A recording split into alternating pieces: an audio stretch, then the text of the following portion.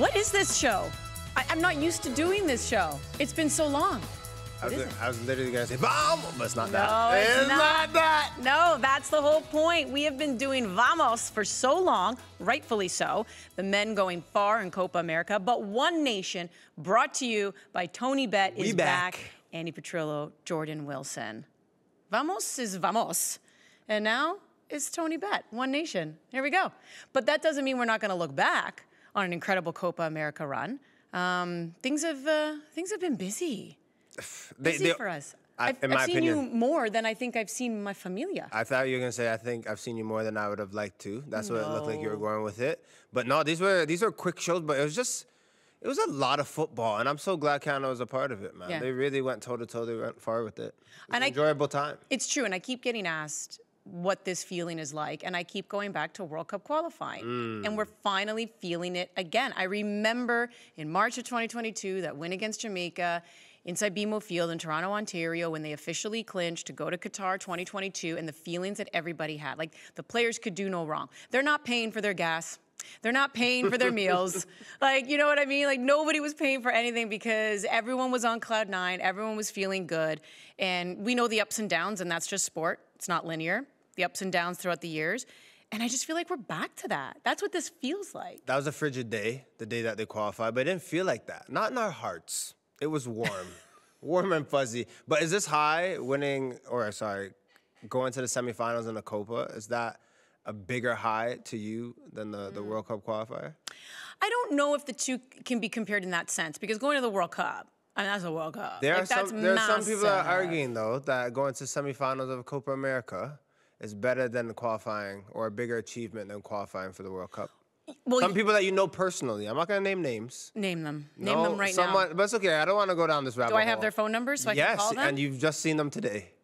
And yesterday. What? But I digress. But there are people that are saying that. I'm not saying that they're wrong, but that is up for debate right now. So I just wanted to ask you. Well, for sure, because if we want to look at it logically, you know, qualifying for a World Cup, you got a ticket to the dance, but then we know they had two left feet at the dance. Like, they kind of stumble. I get that. Whereas here is a big international tournament, and you actually went far. You went to the semifinal. So for sure, once you got to the tournament, Copa America, you did some things. Yes. When you got to the World Cup in Qatar, you didn't really do some things other than getting the first ever goal for the men's national program at a World Cup. But, you know, even when they came back, the players at the time, head coach John Herdman, they all said that they were disappointed with the performance and they didn't hit the things they wanted to achieve.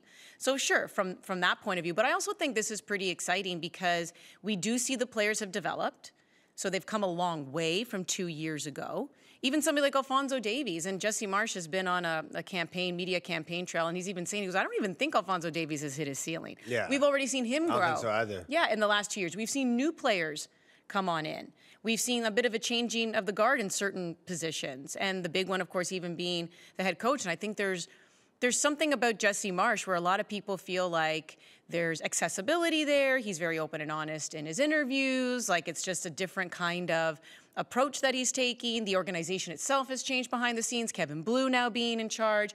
So I think, yeah, the warm and gushy feelings have all these other things on top of it that make it probably feel a little bit more special from a couple years ago. I guess that would be my guess. Yeah, you mentioned Davies. Just quickly want to mention the fact that every time they play for Canada, bar the last month and a half, it was always, oh, what can Davies do, right? I think it's just been very refreshing to see him play a role, to obviously have a new role as captain, and what that means and the leadership that he could bring to the squad. But it's just him not thinking that he has to have a 10 out of 10 for Canada to have a chance and to do well. Who stood out for you this tournament? Like, I have a couple of my favorites, but who out of Copa America on the squad that you were just like, yeah, he came to play. Normally he's there, but they really outperformed. Who sticks out to you? Well, other than the obvious, which I think is Ismail Kone, and maybe I'm not going to say him because I have been watching him the last few years, so he didn't catch me by surprise. Okay. Right? Because I'm just like, no, I know what he can do. And the fact that he went and did it, it's still nice to see. But again, he came out as a substitute at the World Cup. And right away, we were like, this guy does not look out of place. Yeah. So he already impressed even 2 years ago when he came onto the scene. I think I'm gonna be a little Captain Obvious here. So Jacob Schaffelberg, I think that goes without saying. We always knew he could come off the bench. I didn't know what he could do as a starter. And he showed he belonged. Surprised me. Yeah, so that's what I mean. Like, he showed he belonged. He showed that he can play for the occasion. And for me, it's got to be Moise Bombito. Because even when he was brought on Gold Cup and, where he was playing, he was kind of playing a little bit more in the midfield. And then we were like, well, isn't he more of like a defender? Who is this guy? Yeah. Mid-20s, but should we have known about him already? Like, there's all these kind of questions. I'm like, Moise Bombito? And he just thrived. Which, by the way, not easy. Center back role, especially when you know you're going to be absorbing a lot. Yeah. I thought he and Derek Cornelius looked great. For sure. You can't, and you know me, defense first. I thought those two, Cornelius, Bombito, were exceptional. I have to talk about the 22-year-old Ishmael Kone in terms of, you could always see that he had talent, but I think now he's starting to put it together a little bit. And I think in a world where you're getting defensive midfielders, 100 mil you're paying for them, 12 mil to go to Marseille. It's a steal. Like, he is going to go and tear it up. But also for Canada, the thing I love about him is when you're in the midfield, can you make it a 2v1 situation? Can you go by someone? He does this all the time. He did it against Uruguay. He did it to score a goal, just being in the right place, right time, but that finish. But also, if you think about the second goal, the way he skips past players in the midfield, takes that shot, David gets a rebound, it's 2-1 Canada. You just need an ace card like that in the midfield. So for me, like, the sky's the limit for him. You don't know what his ceiling can be. And I think at that young age of 22, if he just stays focused and goes through the regime and trains hard, like 2026, he could be one of the most important players for the team. And these last few weeks, isn't it crazy what he's probably also learned as a player about himself? Because he's coming in hot. We all thought he looked great in those Netherlands, France friendlies. Then he ends up getting benched by Jesse Marsch. So now as a player, you're dealing with okay, if I'm not good enough all the time, if I'm not mentally focused all the time, this guy's going to bench me. So I think, and then he responded, though. Yes. Give him credit. He responded. That's important. Then I also think it's a little bit of a rude awakening where he's the hero against Venezuela in penalty kicks, and then you see how it doesn't go his way against Uruguay. And it's like, you can't take your eye, pun intended, I guess. You can't take your eye off the ball at any point. And I just think for a young guy already in this one tournament, he's had to emotionally mature very quickly. And whether he knew it before, it doesn't matter. Like, we also just saw him learn it now. You can go from being here to being benched that quickly. You can go from being a hero scoring a PK to missing it and, feeling horrible about it. It's always about being dialed in. It's always about being focused. And I think in this one tournament alone, he himself, I think, did a lot of learning. Is he better than we thought? I don't even know what expectations I had for him. I just know that he looked good when he was at CF Montreal. Yeah. And when he got called into the team, I'm like, okay, this guy's looking good. I don't know. And then we had questions where he and Stefan Eustachio work well together. It's just the leap sometimes. You followed sports and specifically soccer for so many years. It's like sometimes you go to CF Montreal and MLS to maybe a better MLS squad. Like, his jumps and leaps are going League One, CF St. Laurent, my team. Shout out to CF St. Laurent. Going to CF Montreal, having a great season, great year. Then making a jump to Watford. Like, that's a huge jump. That's a different type of football in England, right? That's the English League Championship. Elbows, playing very intense games, and he has to go in the midfield and play there, fight for playing time, different managers. Now going to Marseille, I think that rapid rise as well for young players, they probably look at him and being like, oh, this is what it takes, performing well for a little bit. But he's been leaping and doing so well for so long, and now he's getting these big moves. I just, when I look at this young man, I really don't know if we can really put a limit on him because he seems to be able to do all the things that a midfielder needs to do, and he has that appetite to win. I think that's huge, right? He looks like, when I looked at players' faces when they lost and they finished fourth, it's just like he was gutted because he believes that we're better than Uruguay, we being Canada. So love that spirit. You need a player like that in the squad. And we just said he's 22. Okay, yeah, go. No, go. You go. No, go. That's okay. I'll go after. I was going to say he's 22. Yeah. So let's just say 20 when we started talking about him. Moise Bombito is, 25 now? So probably, no? What is he? 24. Is he 24? I think so. Okay. When everyone is just really, like, that much younger than me, I can't remember. They're just 20. They're just 20. You're just 20 years older than You leave a line, 2, and then line. Just leave. I get it. 2. If you're under the age of 30, you're just 20 at that point, in my eyes, right? and I guess where I'm going with this, so he's 24 years old. So we would have been introduced to him last year. So it doesn't matter. We're talking about like 23, right? So we're talking about a guy in Ishmael Kone who's 20, who we start talking about. Moise Mbito, who at the time was like 23 when we start talking about him. Jacob Schaffelberg again, guys in his 20s, talking about him. According to Jesse Marsh, we're too late, Jordan. We're too late as a country in recognizing these athletes and scouting these athletes, in getting them prime minutes wherever they are, and especially with the national team. He's talking 17 years old. He wants to see Canadians being pushed. A lot of this conversation got started with Stefan Eustachio's comments after the game when he's like, we need the CPL. It is crucial to this development. It needs to start, you know, kind of going here as well with younger. And Jesse Marsh is also pushing for that because he's like, by the time he goes in the rest of the world, by the time you're 23, 24, 25, he's like, it's too late. But Andy, for me, that is not talent. That is environment. From 100%. 9 to 12, Canadians used to go when you go play other tournaments, the non-cup, or you go to the USA Cup and you do all these things. Canadians can play. It's from 13 to 18 what happens. And I feel like this is a bigger conversation. We could spend a couple of podcasts talking about this, but this is what happens in this country about what happens to players when they're 13 to 18 and where you could play, whether what academy it is. It's so insular. Not everyone working together, not getting the best players for them. Sometimes it's the kids that pay the most that are on the best teams. It's nonsense like that that is really like pushing us back. There are players that are seeping through and finding their way. But again, I think when Jesse Marsh, the countries that he's lived in, Austria, Italy, England, he's come to here to Canada, he's like, there's some work that we need to do for sure as a nation. And you're right. And I think it is about, so you need the infrastructure, which is why I do think it's so important, like League One Canada. And we're seeing the growth of that. That's that semi-pro league. But then, you know, the Canadian professional league, like, or the Canadian Premier League, right? Like, you need these types of leagues. It's in its 6th year. We're seeing it. We know that they have rules in place. We know that they have like a certain amount of minutes that you have to hit if you're under 21. You know, Jesse Marsh, obviously, and he said it, right? Like, we know he was at the Forge Pacific game on Sunday. He's meeting with people within the CPL. And he's like, listen, I'm going to offer up some advice. If you want to take it, great. If not, like, this is just what I feel, to your point, lived in these different countries. This is what I saw in their academies or in whatever semi-pro or their domestic leagues. This is what I think would be best to do. If they take the advice, they take it. But the key is, you know, identifying talent at a lot younger age. But that's also, in order to do that, that's also supporting your leagues. That's the importance of that. Yeah, I think the CPL has done a great job in terms of like EYT contracts, like certain things, like the amount of minutes that you have to play that are U21. But look, what country do you have in the world where you go, this is our professional league, and there's not really a feeder to it? We're seeing a little bit in League One, which is nice.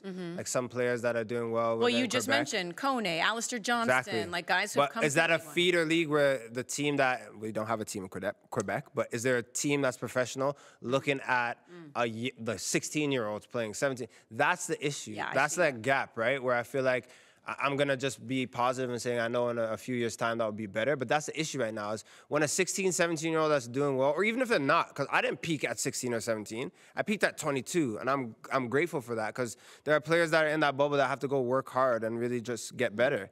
But where are they playing, and are they in a position to really practice those good habits to maybe have a professional career? And other places, if you're looking anywhere in Europe, that's the situation, right? So that's what we're up against in Canada is really that teenage years and really getting the most out of those players, men and women. Yeah, and I asked him too, so I had a chance to speak to Jesse Marsh, and I said, like, how much do you look at the Olympics, right, which we know for the men is an under-23 tournament.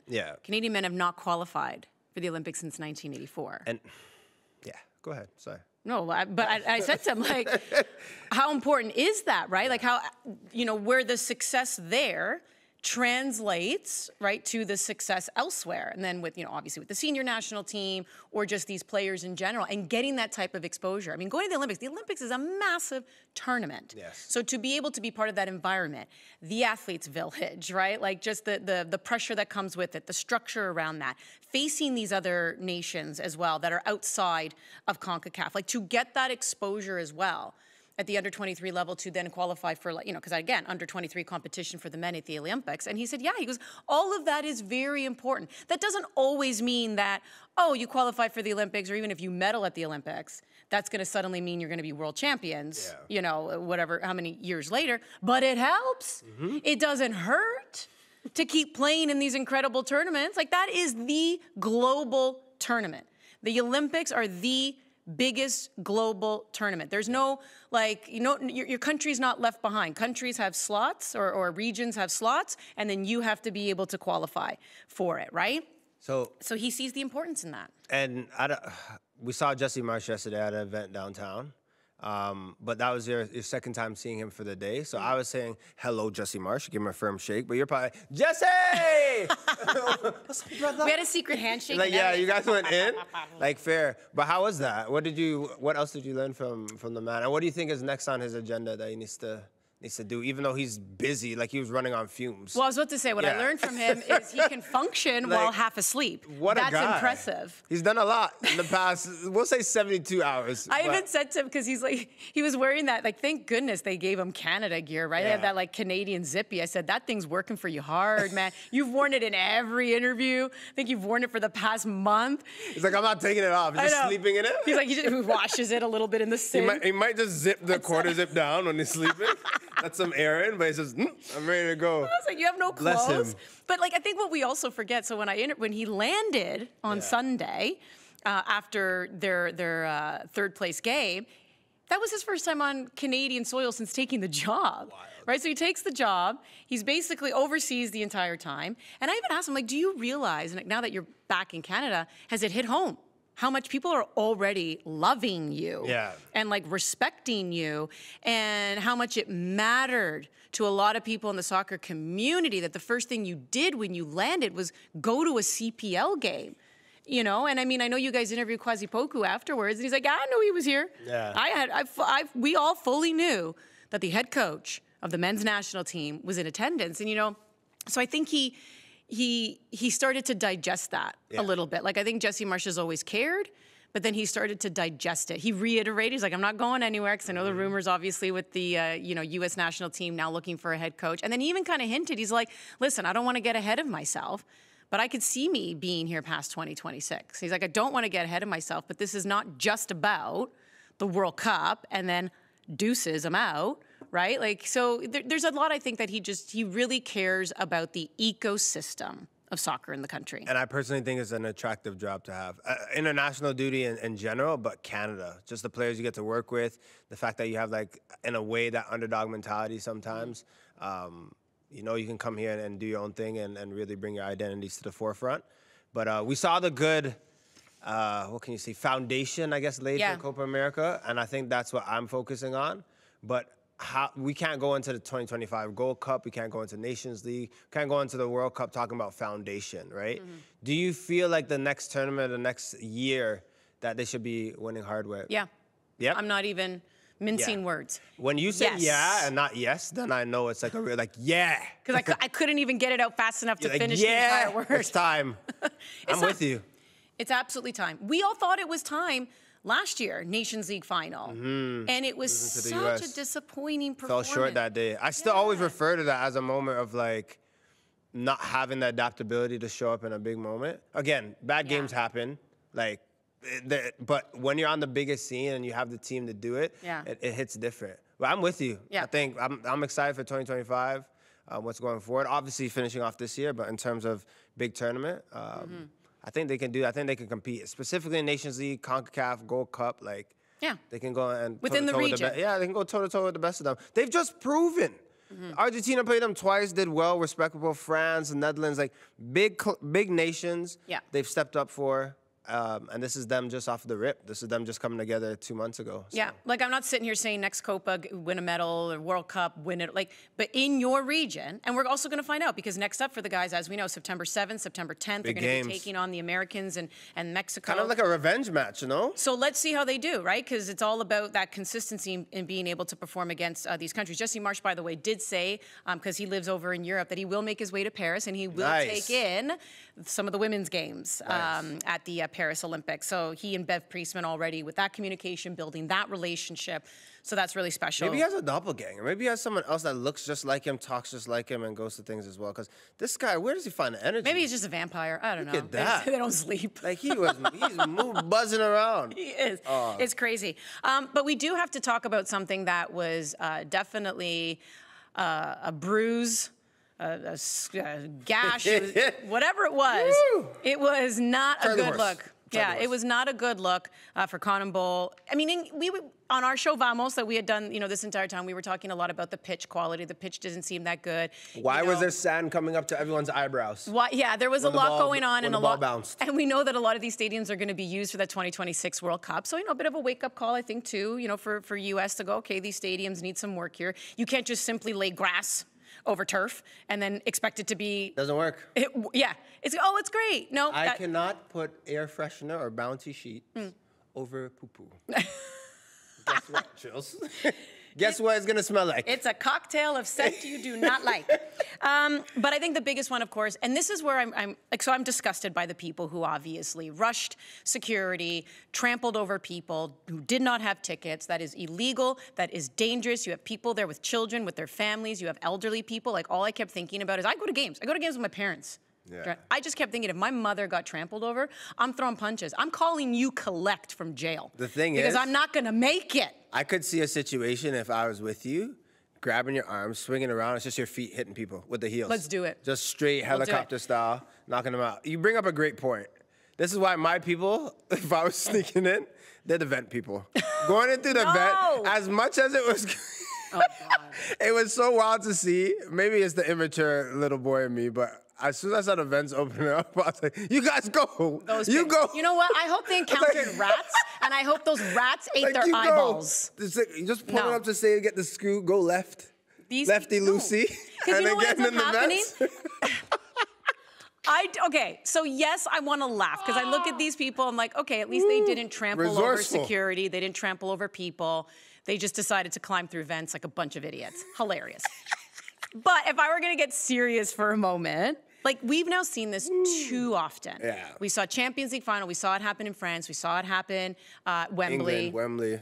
Wembley is huge. And we're talking about people going to the hospital. Like, I think at Wembley, like 19 officers went to hospital. That's not even counting the amount of just civilians who were trampled over, by these idiots. I don't care. They're moronic.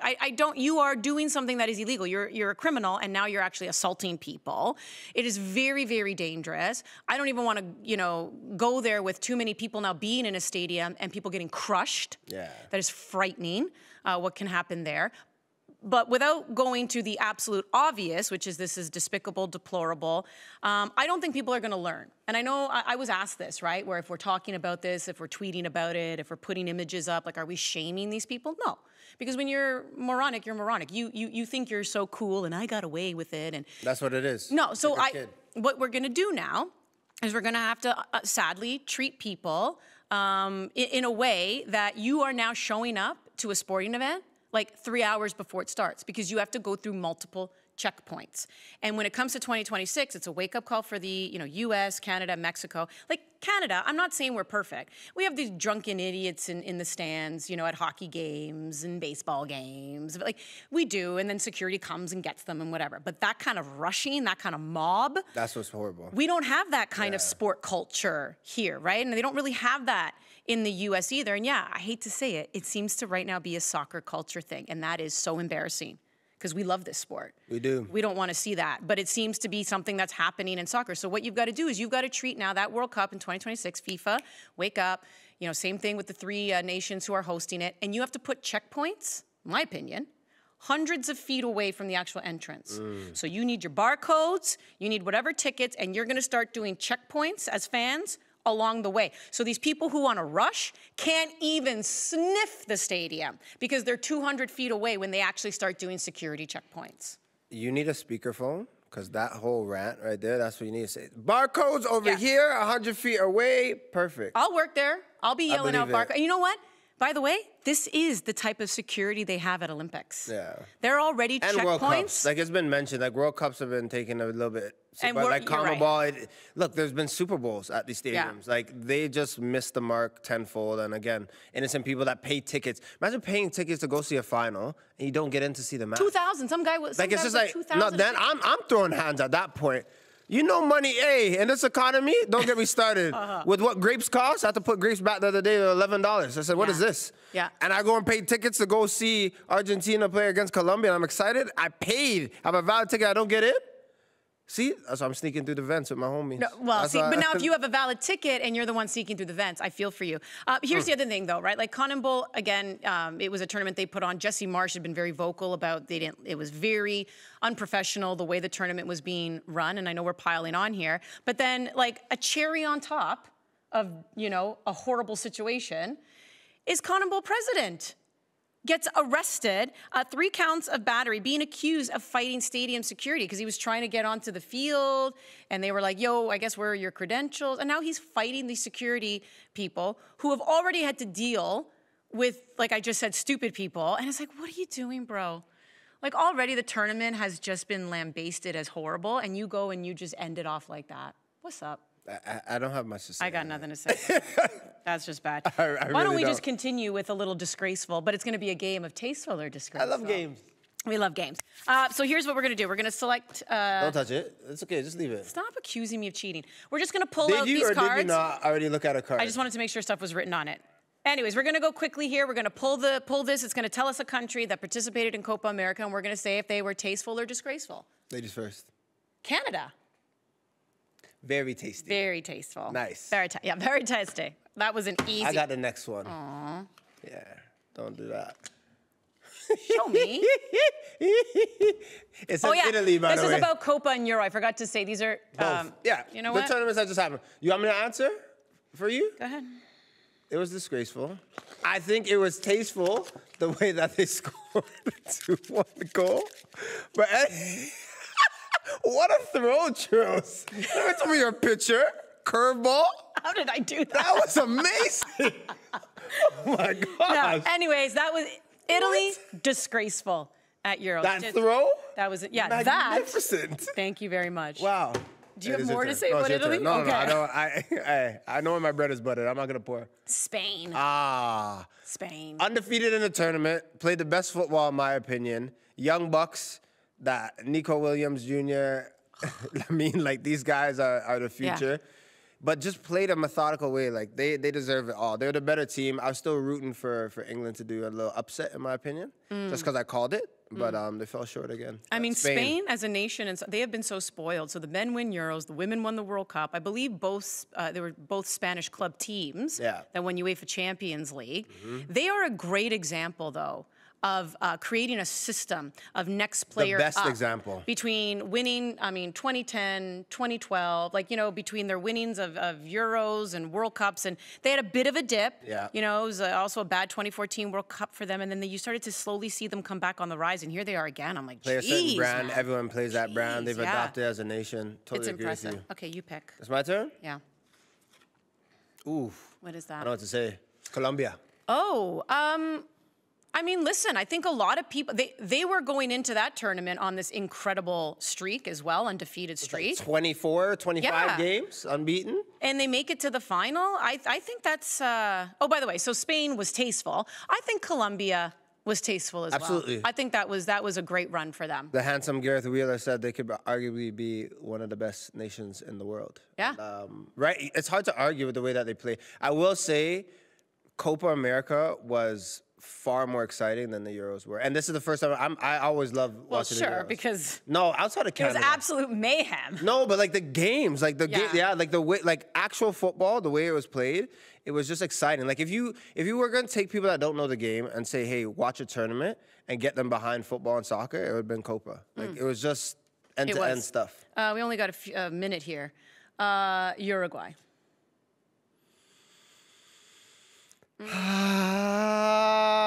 I'm gonna say disgraceful. I'm gonna say because the fighting. I'm gonna say the fact that Canada should have won that game as well. I would say disgraceful. Yeah, I didn't like it either. And I think that them being in that game against Canada was they could not take advantage of a 10-man Colombia. Yeah.